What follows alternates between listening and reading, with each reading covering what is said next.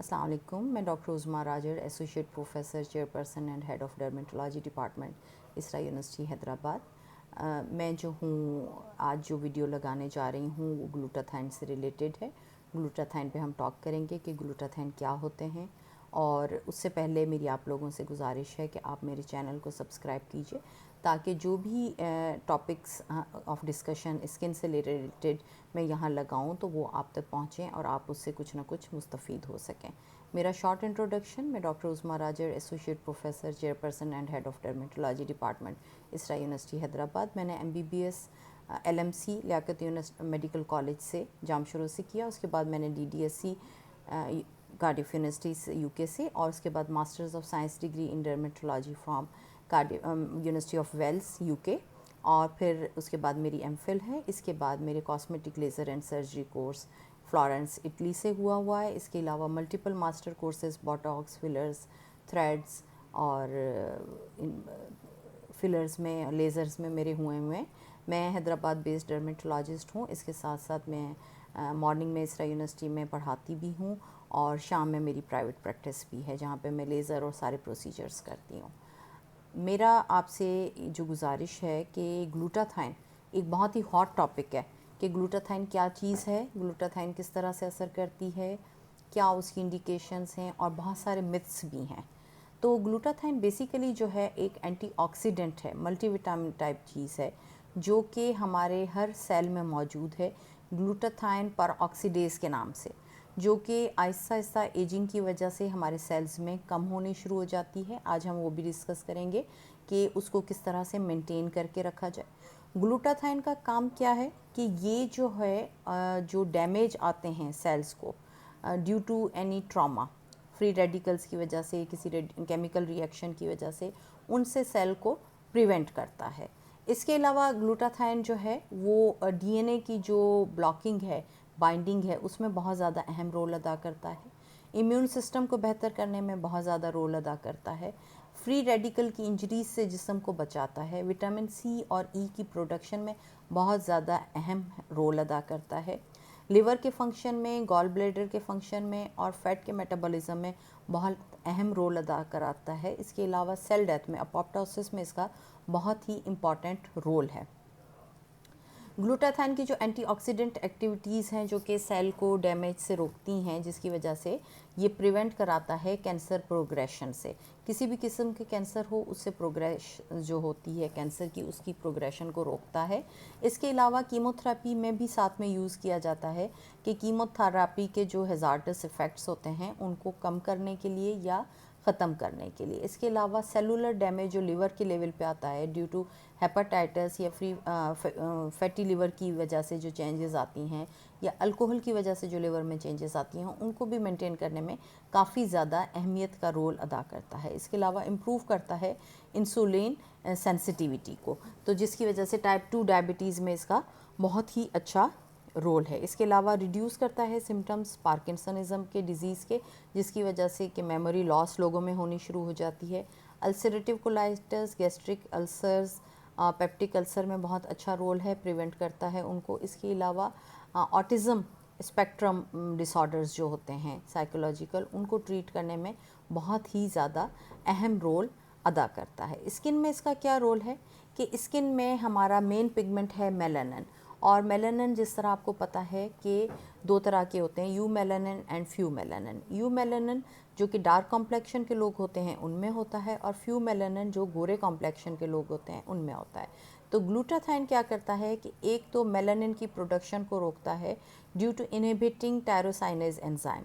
जब टायरोसाइनेज एंजाइम कम करता है उसकी प्रोडक्शन को, तो मेलानिन पूरी तरह से डेवलप ही नहीं होता, जिसकी वजह से पिगमेंट डेवलप नहीं होता और कॉम्प्लेक्शन बेहतर होना शुरू हो जाता है, ब्राइट होना शुरू हो जाता है। ऑन द अदर हैंड ये यू मेलानिन को फ्यू मेलानिन में चेंज करता है, कि जो सांवले लोगों में यू मेलानिन ज़्यादा है उसको फ्यू मेलानिन में चेंज करता है, जो कि गोरे रंग के लोगों का पिगमेंट है, तो जिसकी वजह से कॉम्प्लेक्शन काफ़ी हद तक बेहतर होना शुरू हो जाता है। साइड इफ़ेक्ट्स इसके कोई भी नहीं है सिवाय इसके कि हल्का फुल्का किसी को गैसेस का कोई प्रॉब्लम हो जाए तो वो, इसके अलावा कुछ भी नहीं। डोजेज जो है 20 to 40 मिलीग्राम पर केजी बॉडी वेट के हिसाब से यूज़ किया जाता है, और 20 to 40 मिलीग्राम पर केजी बॉडी वेट के हिसाब से अगर आप 50 किलो के इंसान को लेते हैं तो 1000 मिलीग्राम मिनिमम डोज पे 20 मिलीग्राम पे रखा जाए तो 1000 मिलीग्राम ग्लूटाथाइन उसे डेली चाहिए। ओरल ग्लूटाथाइन टैबलेट्स मौजूद होती हैं, सबलिंगुअल एंड बकल टैबलेट्स मौजूद हैं, इसके अलावा स्प्रेस ग्लूटाथाइन के मौजूद हैं, लेकिन ये सब बहुत ज़्यादा हाई डोज में देने पड़ते हैं और इनका ब्राइटनिंग में इतना ज़्यादा रोल नहीं होता। हाँ, ये सपोर्टिव थेरेपी पे यूज़ किए जा सकते हैं जबकि आप इंजेक्टेबल ग्लूटाथाइन पे अपने पेशेंट को रखें। और इंजेक्टेबल ग्लूटाथाइन में जिस तरह मैंने आपको कहा कि IM भी लगता है और IV भी लगता है, तो IV जो ग्लूटाथाइन लगता है उसका ज़्यादा अच्छा रिजल्ट होता है as compare to IM glutathione के। सही है, तो जो आप पेशेंट्स अपने को IV ग्लूटाथाइन पे रखते हैं तो उसको आप सपोर्टिव थेरेपी में ओरल ग्लूटाथाइन दे सकते हैं। जो आपका ग्लूटाथाइन के सोप्स हैं उनका भी मिनिमम रिज़ल्ट है, बेहतर टेक्सचर को कर देता है, लेकिन ऐसे नहीं है कि आपके स्किन को टाइप 4 से टाइप 2 में ले आए, ऐसा नहीं होगा। जो ग्लूटाथाइन के क्रीम्स हैं उसमें एक स्टडी फिलिपीन में हुई थी कि जिसमें उन्होंने 50 औरतों को ग्लूटाथाइन की क्रीम हाफ फेस पे लगवाई थी और हाफ साइड पे उन्होंने प्लेसिबो क्रीम उन्हें लगवाई थी, जिसकी वजह से 2 डिग्री चेंज आया था, 2 टोन स्किन में बेहतरी आई थी। लेकिन बहुत ज़्यादा स्टडीज़ इन चीज़ों पे नहीं हुई तो टॉपिकल क्रीम्स भी बेहतर हैं, लेकिन सबसे ज़्यादा बेस्ट जो रिज़ल्ट हैं वो आपके IV ग्लूटाथाइन के ही हैं। ठीक है, IV ग्लूटाथाइन से आप काफ़ी हद तक अपने कॉम्प्लेक्शन को बेहतर कर सकते हैं और काफ़ी हद तक स्किन की टोन में चेंज आता है, कोलेजन डेवलप होना शुरू हो जाता है, जिसकी वजह से स्किन काफ़ी हद तक अच्छा लुक भी देने लगती है और कॉम्प्लेक्शन काफ़ी बेहतर होना शुरू हो जाता है। जो ग्लूटाथाइन की साइड इफ़ेक्ट्स पे हमने जिस तरह बात की कि साइड इफ़ेक्ट इसके कुछ नहीं हैं, लेकिन जब भी आपने ग्लूटाथाइन का इंजेक्शन लगवाना है तो क्योंकि वो इंसुलिन सेंसिटिविटी को मेंटेन करता है, जिसकी वजह से टाइप 2 डायबिटीज़ में हेल्प करता है, तो शुगर लेवल को थोड़ा डाउन करता है। तो जब भी आपने ग्लूटाथाइन का इंजेक्शन लगवाना है आपने भरे पेट के साथ जाके लगवाना है, खाना फुल खाए हुए होना है, जिसकी वजह से कि आपका मेंटेन रहे शुगर लेवल और वो शुगर आपकी अचानक से डाउन ना होने शुरू हो जाए। जब आप ग्लूटाथाइन के इंजेक्शन लगवाते हैं तो कई लोगों की ये कंप्लेन होती है कि हमारा ग्लूटाथाइन इतना जल्दी हमें इम्पेक्ट नहीं कर रहा जितनी जल्दी कि हमारी दोस्तों को कर रहा है। तो आपने कुछ फूड होते हैं जिनमें नेचुरली ग्लूटाथाइन मौजूद होता है जो कि आपने रूटीन में लेने होते हैं, जिसकी वजह से कि आपका ग्लूटाथाइन ज़्यादा अच्छे से एक्ट करता है। जैसे कि प्रोटीन डाइट आपने ज़्यादा अच्छी लेनी है क्योंकि ग्लूटाथाइन खुद भी अमाइनो एसिड्स की 3 मॉलिक्यूल्स से बनता है जो कि प्रोटीन्स ही हैं और उनकी चेन सस्टेन है, जिसकी मेंटेनेंस के लिए आपको प्रोटीन चाहिए। तो प्रोटीन डाइट को मेंटेन करके रखना है। एवोकाडो में बहुत ज़्यादा ग्लूटाथाइन होता है, इसके अलावा फूल गोभी में, बंद गोभी में, गार्लिक में, आपके प्याज में, हरी जो पत्ते वाली सैलेड होती है उसमें, तो इन और नट्स में, जितनी भी दालें हैं आपकी उनमें, और बादाम, पिस्ते, काजू इनमें। तो इसलिए आप जो है इन चीज़ों का अपनी डाइट में इस्तेमाल ज़्यादा रखेंगे ताकि आपको ग्लूटाथाइन जो लग रहा है वो ज़्यादा अच्छे से रिज़ल्ट दे। इसके अलावा विटामिन C के साथ भी ग्लूटाथाइन कॉम्बिनेशन में लगता है, ग्लूटाथाइन अलोन भी लगता है और glutathione with vitamin C and collagen भी लगता है। तो अगर तो आप भले विटामिन C के साथ भी लगवा रहे हैं, लेकिन आपको एक्सटर्नली कुछ विटामिन्स हैं जो कि इस्तेमाल में रखनी चाहिए, जिनमें विटामिन C का इस्तेमाल भी है और इसके साथ साथ जो है विटामिन E का इस्तेमाल भी रूटीन में किया जाए तो वो भी बेहतर है। और इसके साथ सेलेनियम जो है रूटीन में अगर इस्तेमाल में रखा जाए during the treatment of injectable glutathiones तो उससे भी काफ़ी अच्छे रिज़ल्ट्स आते हैं जो कि आपकी कॉम्प्लेक्शन को काफ़ी हद तक बेहतर करके रखते हैं और आप अच्छा फील करते हैं। आफ्टर केयर एज सच इतनी ज़्यादा आफ्टर केयर की ज़रूरत नहीं होती अगर आपका कोर्स कंप्लीट हो जाता है।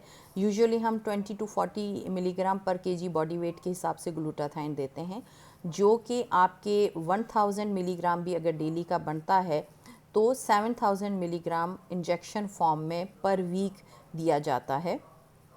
इनिशियली जो है हम 7000 मिलीग्राम इन डिवाइडेड डोजेज़ में देते हैं 2 हिस्सों में, और उसके बाद जो है 3 से 4 हफ्तों के बाद सिंगल इंजेक्शन में देना शुरू कर देते हैं ताकि पेशेंट का कॉम्प्लेक्शन तेज़ी से और अच्छे से बेहतर होना शुरू हो जाए। अगर आप लो डोज में ग्लूटाथाइन लेंगे, फ़र्ज़ करें कि आप 800 मिलीग्राम इंजेक्शन में ले रहे हैं, तो आपको ग्लूटाथाइन इतना ज़्यादा ब्राइटनिंग का इफ़ेक्ट नहीं देगा। अंडर डोज आपका वज़न हो जाएगा ग्लूटाथाइन का। लिहाजा जो भी आपका मेंटेन्ड डोज़ है उसको मेंटेन करें और उसके हिसाब से जो है ग्लूटाथाइन लें।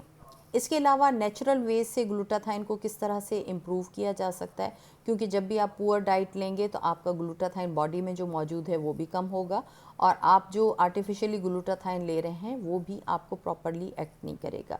इसमें विटामिन सी का इस्तेमाल, सेलेनियम का इस्तेमाल जो है बहुत ज़्यादा ज़रूरी है। और जैसे मैंने आपको बताया कि जिन खाने पीने की चीज़ों में ग्लूटाथाइन बहुत ज़्यादा मौजूद है उन खाने पीने की चीज़ों का इस्तेमाल कराना चाहिए, प्रोटीन का इस्तेमाल ज़्यादा करना चाहिए।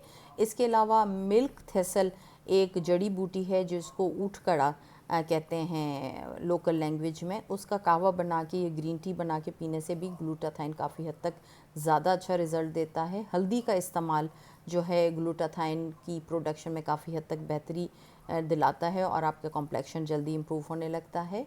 प्रॉपर स्लीप, प्रॉपर अपनी नींद के टाइमिंग्स को मेंटेन करने से भी ग्लूटाथाइन ज़्यादा अच्छा रिएक्ट करता है और आपको अच्छा रिज़ल्ट देता है। पानी का इस्तेमाल प्रॉपर और ज़्यादा करने से, इसके अलावा रेगुलर एक्सरसाइज करने से, बहुत ज़्यादा एक्सरसाइज करने से एथलीट्स जिस तरह ग्लूटाथाइन लेते हैं और बहुत ज़्यादा हैवी एक्सरसाइज करते हैं तो उनका ग्लूटाथाइन डिस्ट्रॉय हो जाता है, लेकिन रेगुलर एक्सरसाइज और अच्छी एक्सरसाइज जो है आपको मेंटेन करेगी। इसके अलावा स्मोकिंग नहीं करनी है, क्योंकि कई लोग ख़वातीन होती हैं जो कि ग्लूटाथाइन ले रही होती हैं लेकिन उनके घर में स्मोकिंग का चक्कर होता है। तो जब आपके स्पाउस स्मोकिंग कर रहे हैं तो आप उस जोन को छोड़ दें और उस जोन से निकल के फिर जो है जब वो स्मोकिंग का ख़त्म हो जाए तो फिर आएँ।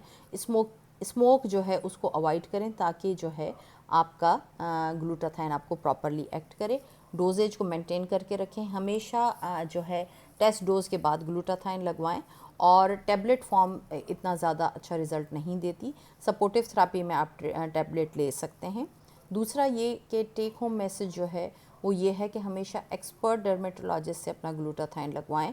किसी भी नॉन एक्सपर्ट से या जैसे मैंने आपको डोजेज बताए उन डोजेज के हिसाब से आप ख़ुद से जाके ग्लूटाथाइन लगवाना ना शुरू कर दें और एक्सपर्ट से लगवाएं। अभी अमेरिका में 2 पेशेंट्स की इसी वजह से डेथ हुई थी कि उन्होंने किसी स्टाफ से या टेक्नीशियन से लगवानी शुरू कर दी और सडन कार्डियक अरेस्ट में उनकी डेथ हो गई।